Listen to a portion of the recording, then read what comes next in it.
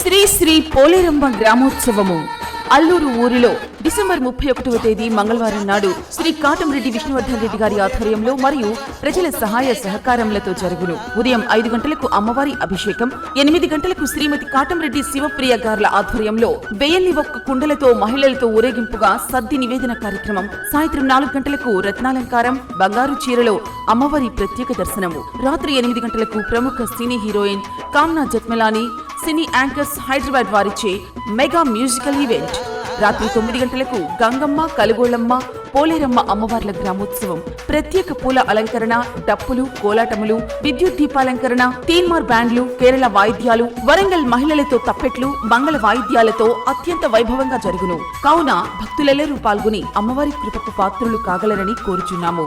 ఇట్లు శ్రీ పోలేరమ్మ గ్రామ ఉత్సవ కమిటీ, అల్లూరు ఊరు.